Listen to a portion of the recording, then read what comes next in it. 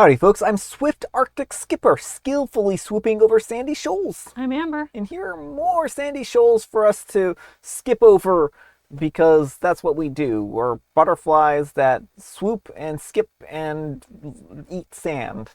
So let's get started. Butterflies eat sand usually. They do. They eat all the sand. That's why it's such a rare resource in the world. Let's get started. Alright folks, and our first letter is titled, Am I a Jerk for Kicking My Sister Out After She Refused to Follow One Simple Rule? So a few weeks ago, my younger sister, Emily, a 26-year-old female, asked if she could stay at my house for a little while. She was going through a rough patch, a bad breakup, lost her job, the usual. I'm a 30-year-old male and I live alone in a nice house with my dog, Baxter, a big friendly Labrador who's basically my kid. I told Emily that she could stay as long as she needed, but I had one rule. Do not leave the doors open ever. Baxter is well trained, but he's an escape artist. If he sees an open door, he's gone. He doesn't run away permanently, but he'll sprint out into the neighborhood and I have to chase him down. It's a hassle, and I've had to get him from random backyards more times than I can count. I made it clear to Emily, close the door, every time, no exceptions. She laughed it off and said, yeah, I got it, and moved in. Well, fast forward 2 days later, and I come home from work, and yep, the door is wide open. No Emily in sight. No Baxter. I freak out, I grab his leash, and I spend over an hour running around the neighborhood like a lunatic, calling his name. Turns out some random guy a few streets over had grabbed him before he could run into traffic. Thankfully, Baxter was fine, but I was furious. I get home and Emily is just chilling on the couch. I ask her what happened and she shrugs and says, oh yeah, I guess I forgot to close it. I lost it. I reminded her that I had one rule and she put my dog in danger. She rolled her eyes and said, relax, he's fine. It's not that serious. I told her that if she couldn't respect something this basic, that she needed to find somewhere else to stay. She got a little defensive, saying that I was being dramatic over a dog and that she had nowhere else to go. I stood my ground. She is now staying with a friend, and our parents are mad at me, saying that I overreacted and chose a dog over family. Some friends agree, saying that it was a simple mistake, but I don't think that forgetting once is an excuse when I made it clear how important it was. Am I the jerk? All right, folks, what do you think? Not the jerk. And I think the most important thing here is the absolute lack of remorse. Like, I understand people forget things sometime. And if Opie had found her out canvassing the neighborhood, if she had called him and let him know, but no, she's just casually chilling out there being like, it's no big deal. It's very clear that she has no respect for Opie's one ask. It's very clear that she has very little regard for the dog's safety because it can be dangerous. And so many dogs, when they get out, are never found again. And so I don't think there's anything wrong with kicking her out if she can't heed that and shows no remorse. Yeah, I mean, I guess the remorse is really the biggest problem that I have here, because it's clear that OPs even let Baxter get away before, and not that they don't care about their dog, but it's just that their dog tries to escape anytime they get an opportunity.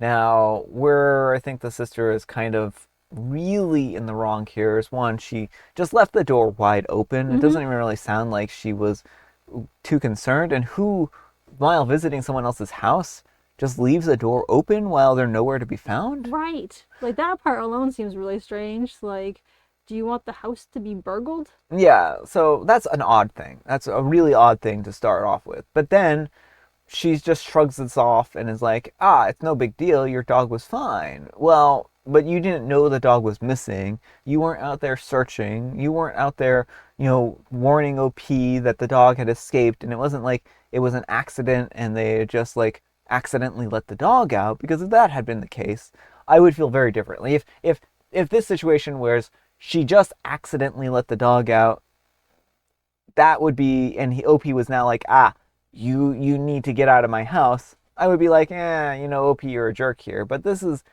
the nuance here is enough where I'm like, I don't blame OP. I mean, even in the other case, I wouldn't necessarily say that OP was a jerk for being upset about the situation and wanting her out. But I think, certainly there is none of that here. Yeah. But let me know what you folks think. So anyhow, take care and good luck. And Emergency Owl 9157 says, not the jerk. You gave her one simple rule and she ignored it and then had the audacity to act like it wasn't a big deal.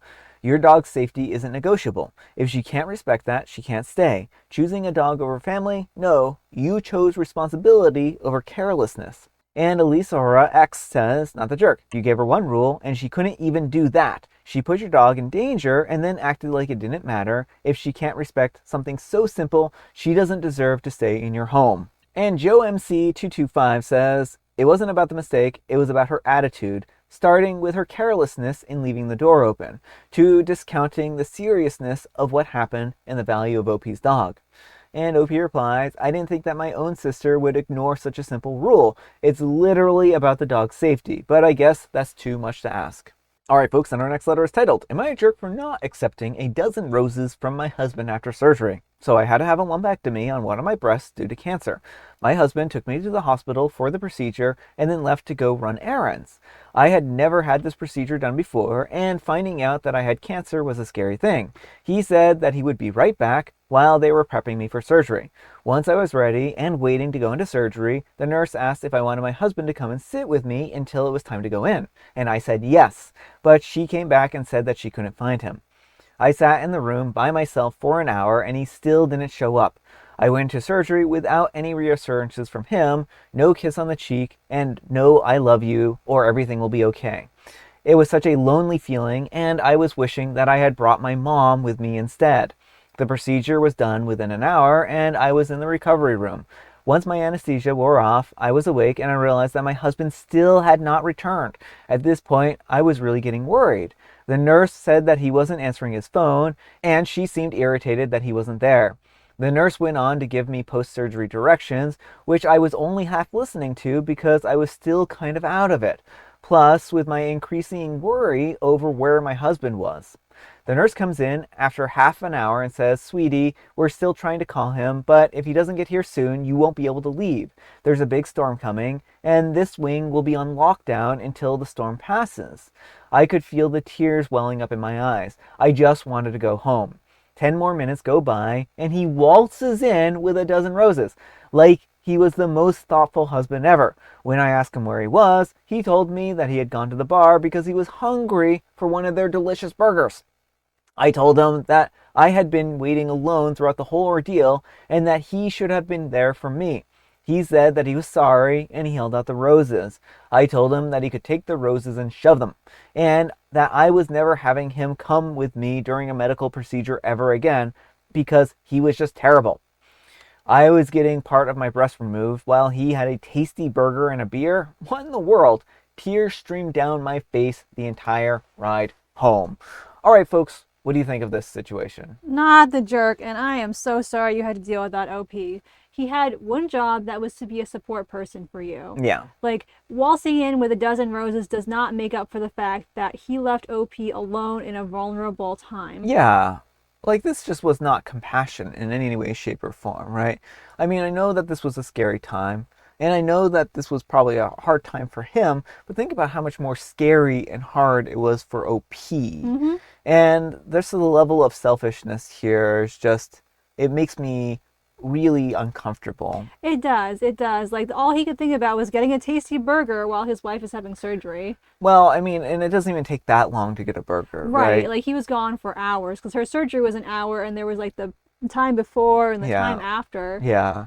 And he should have been there for her. It doesn't matter if he was worried or scared or anything like that. When you're a support person, you need to make sure to be there for your partner. And if you can't fulfill that responsibility, you need to get someone else who can. Right. It sounds like her mom would have been able to fulfill that role. And instead of being able to have the support of her mom, like, yeah, maybe her mom was her second choice over her partner, but she would have much rather had someone be there and be present than, be left alone.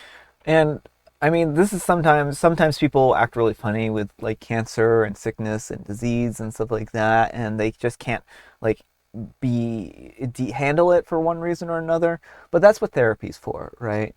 Like, that's what going to therapy, working things out, and trying to understand like your hard emotions is, and then that's what those resources are for. And it sounds like he completely failed her on every level here, and certainly like a dozen roses and a really nice, sweet gesture but not in this particular case. It's just an insult at that point in time. Right, like he could have given her roses sometime once they were back home, like, goes back to work and comes home the next day with roses or something. But what she needed in the moment was him to be there. Yeah.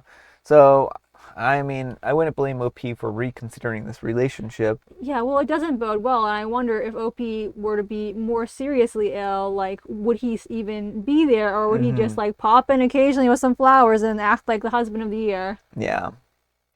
But let me know what you folks think. So anyhow, take care and good luck. Alright folks, and our next letter is titled, Will I be a jerk if I refuse to give up a water fountain the previous homeowners abandoned 4 years ago? In September 2021, we purchased a home that was built in 2019 and we moved in immediately. The previous owners left a few things at home, including a water fountain. Within the first month, the previous owner asked if they could collect the fountain, and we said that was fine, but they never came. Now it's March/April of 2025, 4 years later, and it has been sitting in the front yard. Over the last 2 years, I have been organizing, prepping, and designing my front garden where it will be incorporated into my design. I'm an avid gardener and I decided to redo the garden, but haven't yet planted anything. It has taken me a while to actually get started for multiple reasons. The first year we were sitting in, the second year I had to learn about the seasons. I'm from Florida and we don't have seasons, research native plants, best planting times, amongst other things. The most important reason was because the house was built poorly and we had to repair an entire wall that was in the main section of the garden. There was no point for me to plant when we were going to be doing construction work there. After we finished the exterior part of the wall, winter started. Well, the roof needed some repairs, but I have access to that area now. I planned on power washing, repairing, and painting the water fountain this weekend, but I got COVID and it got delayed again. I dismantled the fountain and relocated it to the various places to be worked on. Then suddenly the previous owner messaged my husband stating that he wants the water fountain back. It's his 45th anniversary soon and his wife's 35th anniversary present, stating that he'll be by this weekend to get it. I told my husband to inform previous owner that I'm no longer willing to part with it. Previous owner states that it's not mine to part with and that he'll be by to pick it up. It's been on our property for 4 years. It's considered abandoned property after 30 days. We gave him the chance to pick it up, but they didn't. We're not a storage unit. What claim does he have to come and just get it? I understand that it was an anniversary gift, but clearly he didn't care enough to get it in the last 4 years. This house was brand new, but terribly built by previous owner. Everything that could be wrong is wrong. Roof is missing edge pieces. Subfloor is uneven, causing the entire floor to be uneven with gaps in the wood. The entire house needs new siding because they installed the hardy board incorrectly and now it's falling off. 4 different colors and textures of caulk used in the backsplash of the kitchen. Screws popping up out of every single wall in the house. Studs aren't 16-inch on center. The list goes on and on. We literally have to rebuild the house from bottom up.